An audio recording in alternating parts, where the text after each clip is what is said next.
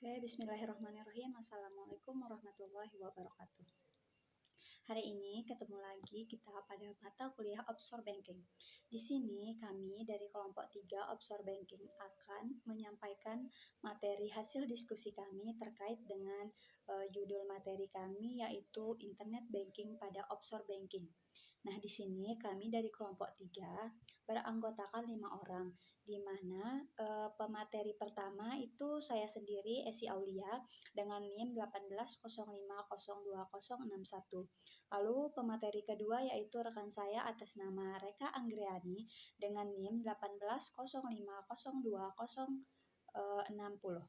Pemateri ketiga Ayu Lestari dengan NIM 1805020059. Lalu pemateri keempat Saudara Ikhwanul Muslimin dengan NIM 1805020055. Nah, lalu pemateri yang terakhir yaitu atas nama rekan saya Fauzia Nindita Maulida dengan NIM 1805020058. Oke, karena di sini saya sebagai pemateri pertama, saya akan menyampaikan materi yang pertama yaitu mengapa sih harus membuka rekening offshore banking, atau dengan sederhananya itu alasan apa seseorang itu harus membuka rekening offshore banking itu. Nah, jadi di sini dari hasil diskusi kami itu alasan atau tujuan membuka rekening luar negeri itu yang pertama itu perbankan luar negeri menawarkan diversifikasi risiko politik. Nah, kenapa perbankan luar negeri itu menawarkan diversifikasi risiko politik? Karena ilustrasinya tuh begini nih. Nah, menempatkan uang ke rekening luar negeri dari berbagai negara itu bisa menjadi cara yang terbaik untuk melakukan diversifikasi. Nah, kenapa? Karena sebagian besar itu orang-orang itu tahu bahwa diversifikasi aset itu tahu dia tentang diversifikasi aset, tetapi tidak mengetahui manfaat dari diversifikasi geografisnya. Nah, banyak sekali contoh pemilik bisnis yang kaya itu yang benar-benar bangkrut saat krisis ekonomi 2008 yang melanda. Nah, jadi karena permasalahan ini tuh bahwa sebenarnya dengan adanya kita membuka rekening di luar negeri itu kita bisa tahu bahwa perbankan luar negeri itu menawarkan diversifikasi risiko politik. Nah, diversifikasi risiko politik ini itu menjadi salah satu cara. Lalu yang kedua itu tidak akan kehilangan aset dengan mudah. Nah, di sini Anda yang membuka rekening luar negeri itu tidak akan kehilangan aset Anda dengan mudah, dikarenakan ketika Anda ada bank di rumah atau kayak seperti birokrat manapun dapat membekukan akun Anda tanpa bukti atau tuntutan pidana sama sekali. Nah, uang di luar negeri itu jauh lebih sulit jika bukan tidak mungkin bagi mereka untuk mendapatkannya. Nah, jadi kalau kita membuka rekening luar negeri itu kita tidak akan kehilangan aset dengan mudah karena menyimpan uang di luar negeri itu sangat jauh terjangkau dan juga kerahasiaannya itu. Lalu yang ketiga ini yaitu dapat memperoleh suku bunga lebih tinggi. Nah, kenapa dengan kita tujuan membuka rekening di luar negeri itu kita dapat memperoleh suku bunga yang lebih tinggi? Karena diversifikasi tadi. Nah, diversifikasi uang yang ada di rekening luar negeri itu aman. Kenapa aman? Ini akan menjadi cara yang bagus untuk mendapatkan suku bunga yang lebih tinggi tadi. Nah, karena keamanan tadi, makanya kita dan juga diversifikasinya itu kita itu dapat memperoleh suku bunga yang lebih tinggi, otomatis itu akan menguntungkan bagi kita. Nah, lalu yang keempat ini diversifikasi melalui mata uang. Nah, kenapa alasannya itu diversifikasi melalui mata uang? Karena ada akun mata uang asing ini ada akun uang pasar itu berkembang yang menawarkan tarif APY menjadi 18%. Nah, katanya bank di pusat keuangan seperti Hong Kong itu Hong Kong, Singapura, dan Andorra mendukung 12 atau bahkan 15 mata uang semuanya dalam satu rekening bank luar negeri yang aman bagi kita. Nah, jika kita ingin melakukan diversifikasi dari akun luar seperti Amerika Serikat dengan hasil 5-6% dan masih mendapatkan keuntungan dari bank luar negeri itu. Nah, lalu yang kelima ini bank dengan lebih percaya diri. Kenapa tujuan membuka rekening atau alasan kita membuka rekening luar negeri itu yaitu bank dengan lebih percaya diri, dikarenakan bank di luar negeri itu tidak mengambil risiko seperti itulah sebabnya perbankan luar negeri itu dapat membantu kita khususnya yang ingin membuka rekening di luar negeri itu mendapatkan kembali kepercayaan pada bank tersebut. Nah, lalu yang terakhir yaitu optimasi pajak menjadi lebih dapat dipercaya. Nah, kenapa? Karena yang terakhir ini optimasi pajak menjadi lebih dapat dicapai ini dikarenakan rekening bank luar negeri itu dapat memungkinkan Anda untuk menikmati manfaat pajak dari strategi diversifikasi kekayaan holistik. Nah, jadi intinya itu karena diversifikasi itu kita lebih mudah. Nah, diversifikasi juga sebagai suatu cara. Nah, terus tidak kehilangan aset dengan mudah itu karena bank luar negeri itu sangat kejangkauan untuk orang-orang mengambil aset kita itu sangat sulit. Jadinya kita tidak akan kehilangan aset kita itu dengan mudah. Nah, juga yang dapat memperoleh suku bunga yang lebih tinggi karena diversifikasi tadi. Mungkin itu saja dari saya pemateri pertama SI Aulia, dan selanjutnya akan dilanjutkan oleh rekan saya Reka Anggriani. Terima kasih. Perkenalkan, nama saya Reka Anggriani, NIM 180502060.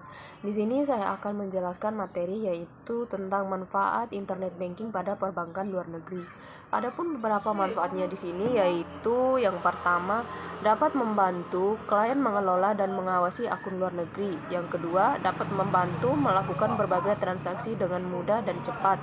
Yang ketiga, meningkatkan proses kinerja bank menjadi lebih mudah dan efisien.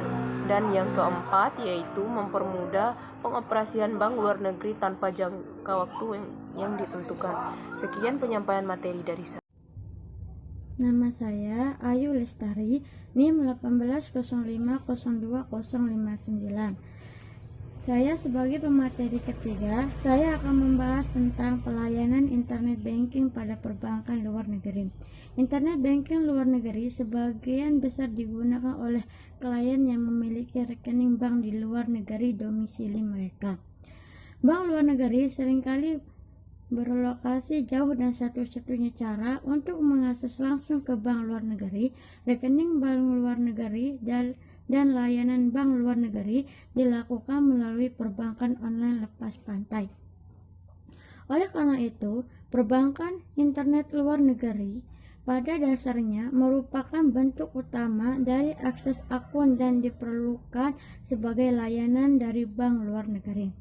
Perbankan internet lepas pantai adalah komponen penting dalam perbankan lepas pantai atau suatu keharusan dalam solusi perbankan lepas pantai apapun. Nah, di sini kita akan membahas tentang keuntungan perbankan lepas pantai. Keuntungan perbankan lepas pantai memungkinkan klien untuk berfungsi di luar batas zona waktu, batasan jam kerja normal, orang-orang yang mungkin perlu bertransaksi dalam berbagai mata uang, dan memiliki akses instan dukungan dan layanan informasi dan bantuan. Perbankan online lepas pantai menyediakan 1.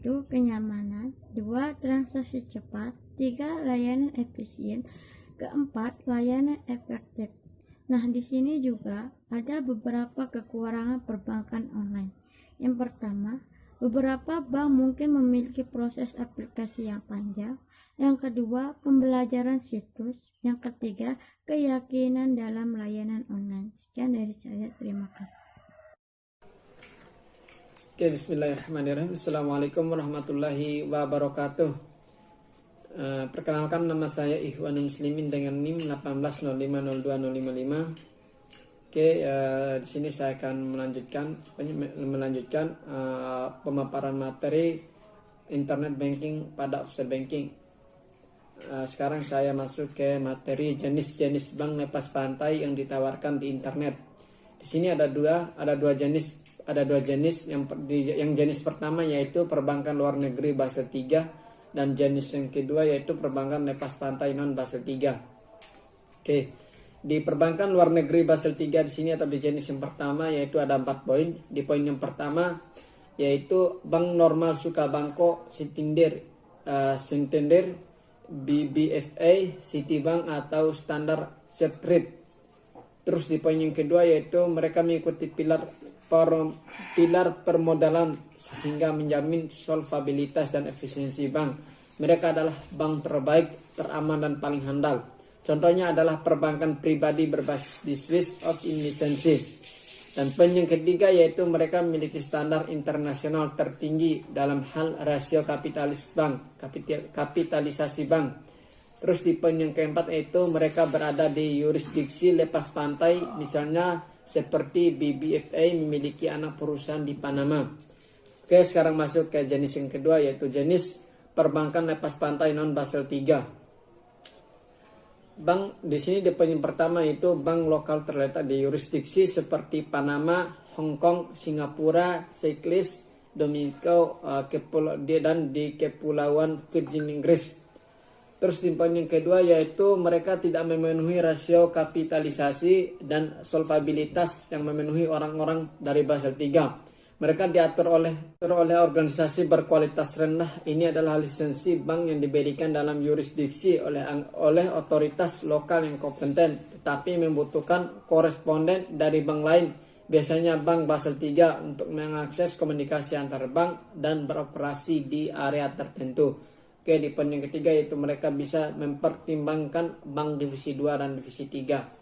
Bank divisi 2 atau divisi 3. Oke, sekian dari materi dari saya, lebih dan kurangnya saya mohon maaf. Assalamualaikum warahmatullahi wabarakatuh. Baik teman-teman, saya akan melanjutkan pembahasan selanjutnya mengenai internet banking pada offshore bank.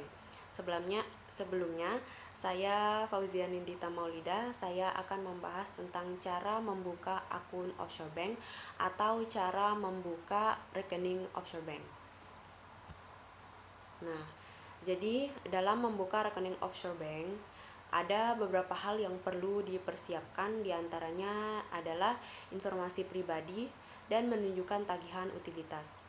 Informasi pribadi di sini yaitu salinan paspor, SIM, atau dokumen identitas lainnya yang dikeluarkan oleh lembaga pemerintah. Jadi semua berkas-berkasnya itu nantinya akan diverifikasi oleh pihak offshore bank untuk menunjukkan bahwa si calon nasabahnya tersebut menggunakan akunnya untuk aktivitas legal. Mohon maaf, di slide ditulisnya ilegal tapi maksudnya legal. Kemudian ada juga beberapa offshore bank yang meminta persyaratan lainnya. Di antaranya yaitu yang pertama, meminta dokumen referensi keuangan dari bank calon nasabah saat ini yang menunjukkan saldo rata-rata selama 6 bulan terakhir. Kemudian yang kedua ada sifat transaksi yang diharapkan. Jadi offshore bank ini akan bertanya sifat transaksi yang diharapkan oleh si nasabah ini melalui rekening tersebut guna untuk menghentikan aktivitas ilegal dengan cara mencatat semua sumber dana yang disimpan oleh si nasabah. Kemudian yang ketiga yaitu memilih mata uang. Jadi offshore bank menawarkan pilihan mata uang yang diinginkan oleh si nasabah tersebut untuk menyimpan dananya.